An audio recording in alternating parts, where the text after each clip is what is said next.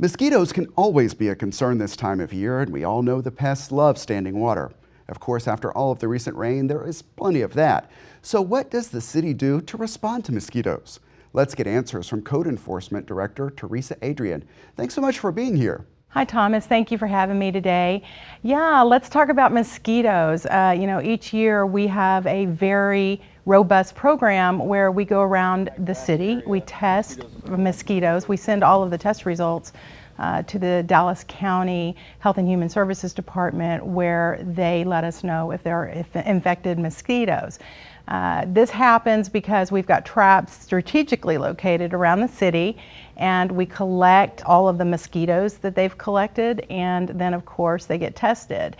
Once they're tested, then of course the rest of the work comes into play. The guys have got to get out there and treat those areas if in fact we do have infected mosquitoes. The good news is no mosquitoes that are infected so far this year. We've had negative results throughout the entire season thus far.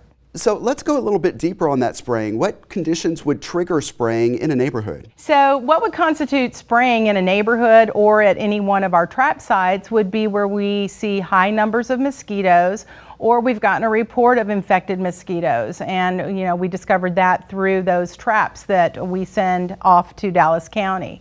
When that happens, we'll definitely go out and do different types of treatments. One of those can be truck-mounted spraying, and so that's where the mosquito truck will come through the neighborhood. There's equipment on the back of the truck, and it will spray, along the public right-of-way in the neighborhoods where we discover high numbers of mosquitoes, or there has been a positive trap, which means that there was an infected mosquito, perhaps, West Nile. And that's one way. The other way is they can go through some of the more, the park areas where you have a lot of foliage, and they have backpack type equipment where they can do handheld spraying. The last thing that we do is larviciding, and that's where we, distribute those mosquito dunks. Folks can pick them up at different locations in the city of Irving, and you can toss those in standing water that you may have on your property, especially like right now where we've had a high amount of rain and a lot of people are having standing water on their property. You can throw one of those dunks in that water, and it will, prevent mosquitoes from breeding, and they're effective for about 30 days. They're safe for animals, they don't harm the environment, and so anyway, that's good information for the citizens.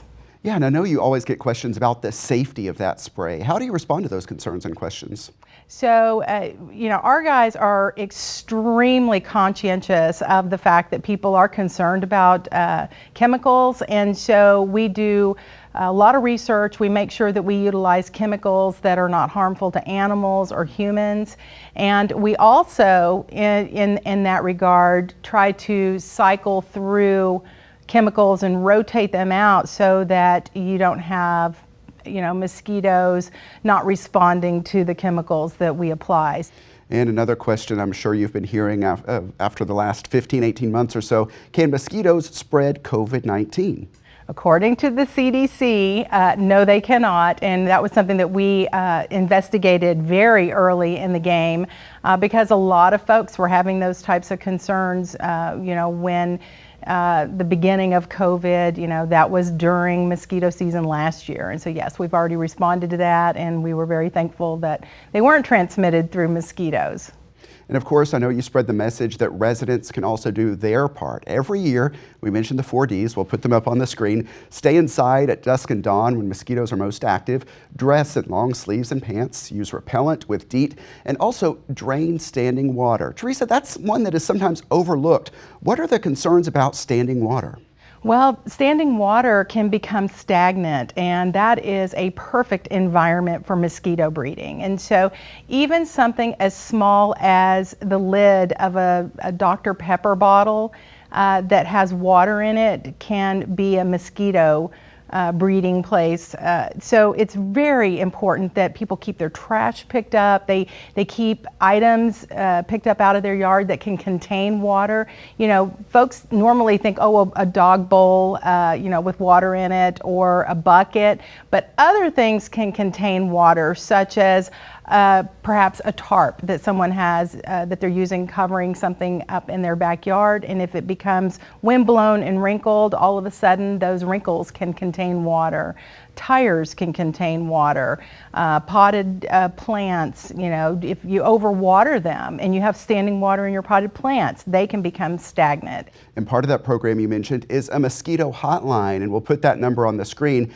When should someone call that number?